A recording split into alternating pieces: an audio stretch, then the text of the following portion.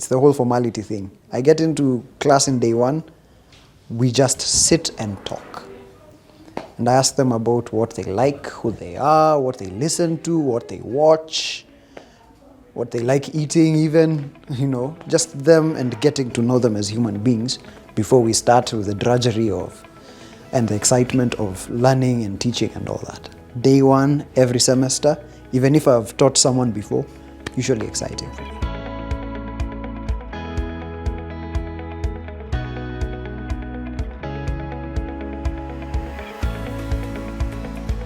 My name is Hendrick Sam. I'm a lecturer here at ADMI. I'm in the film and TV department and music and sound department. Yeah. How did you find out about ADMI? I found out about ADMI through a friend of mine who is also a colleague, Mike Moema, a former colleague, really. He told me, this is 2021 and thereabout. He told me ADMI is looking for someone who can come and teach so and so and so and so, and I know you're an industry expert. So what do you think about coming to teach? And I was like, yay, let's make it happen. And here I am. Yeah. So, before you were a teacher, what were you doing? Oh, that's a very interesting question. I've been in the music industry for, give or take, currently 10 years. So currently my industry moniker is Hendrick Sam. So you hear music that begins with "This is Hendrick Sam," that's me. So I've done music for the likes of Bensoul, Bien, etc., the bigwigs of the industry. So that's what I've been doing before. And even shortly before, like I really integrated into the industry, I was in Kenyatta University pursuing a degree in music, bachelor's of music.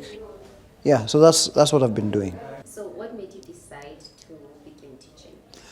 My decision in teaching was specifically for two reasons. Number one, to fill a gap between the technicalities of film and TV and music and sound with the normal mind of the everyday student. I have been a student myself before, and I found that it was very difficult for me to understand a lot of what was being taught and apply. And the second reason is when you become an educator, you have to know your stuff. So it forces you to really understand and get the ability to synthesize very complex concepts and bring them to a class and have students have the ability to understand what they're expected to do. Those are my two big motivations. Who inspires you as a teacher?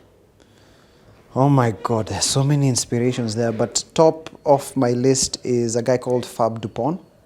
He's a mixing engineer, mastering engineer.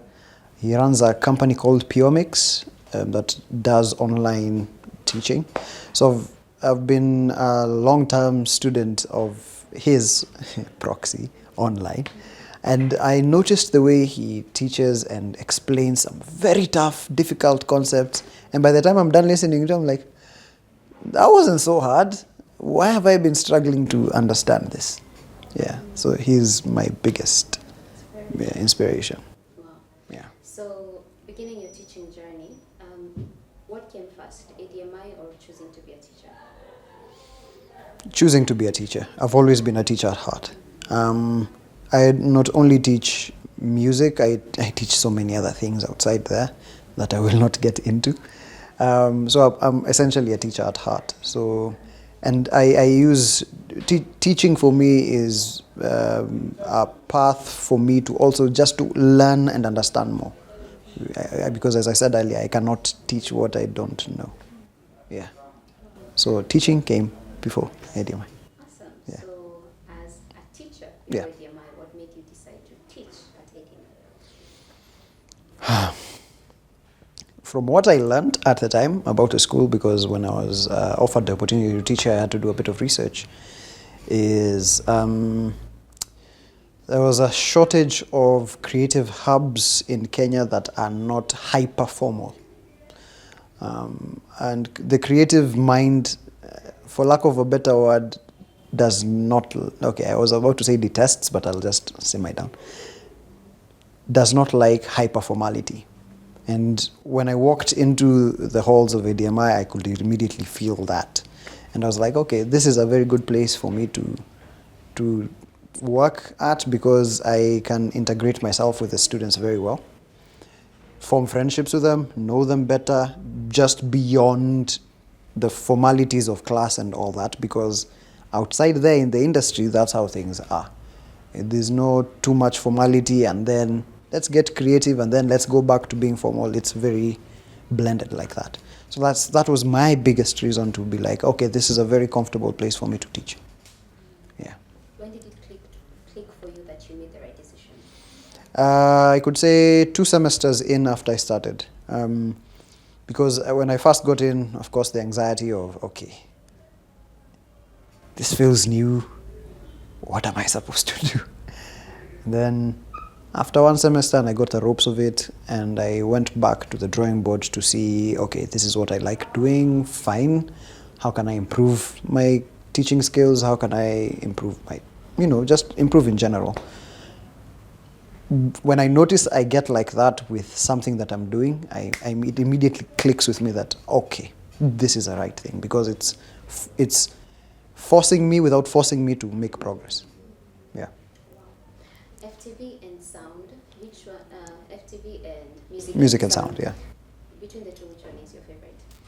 I will be biased and say music and sound. Mm-hmm. Yeah, because that's my thing. That's my whole shtick in life. I make music.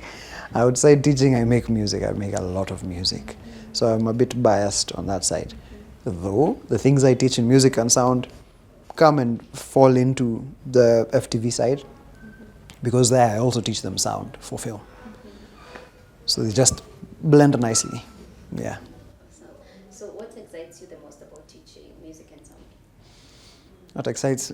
It's the aha moments when the students have during classes where they're like, I was afraid of this concept, or there's this concept that I've been trying to understand, and it has not been making sense, and it makes sense for them immediately after the class or during the class, and they're like, and watching that happen in real time, and seeing the kind of portfolios that my students build because they've understood the things that they want to understand. Yeah. What's your favorite moment in the classroom? Day 1 of the semester. I am known among my students to be, it's the whole formality thing. I get into class in day 1, we just sit and talk. And I ask them about what they like, who they are, what they listen to, what they watch, what they like eating even, just them, and getting to know them as human beings before we start with the drudgery and the excitement of learning and teaching and all that. Day 1, every semester, even if I've taught someone before, usually exciting for me. How do you keep your subject fresh and exciting? Yes. As I hinted earlier, every time a new semester begins, because we have like 3 semesters in a year, during the break, I go back to the drawing board and revisit all my courses that I teach, and be like, when I taught this particular week, I struggled explaining this concept. What are the gaps in my mind? What are the gaps in my students' mind? Was it the delivery? What was it that made that week, that particular teaching session difficult? Go back to the drawing board, improve it, go back to the semester and try it again. If it works, it sticks. If it doesn't, again. That's been my pattern. Yeah. You mentioned you are more passionate about music and sound. Does that affect how you show up in FTV? Absolutely not. Because as I said earlier, they're intertwined. It may seem like film and TV are like 2 different worlds, but here's how I think about it. In the music world, fine, you can release all your music, but your music gets to do very well if you can do a very good music video. And for that, you need people who understand how film and TV works. On the flip side, in the film and TV world, music and sound is half of a film project. So unless we are into silent movies, which, yeah, so while yes, I am biased towards the music creation side, that doesn't mean that I don't like what happens in the film and TV world. There's a student of mine called Emmanuel. He is currently working at a studio, what's the name of the studio? Mastermade. When I started teaching him, he was quite green and fresh. After a couple of semesters with him and seeing how he has fully integrated into the music industry, and he's become, his growth is like this. And I'm like, I wish I had this when I was in school. That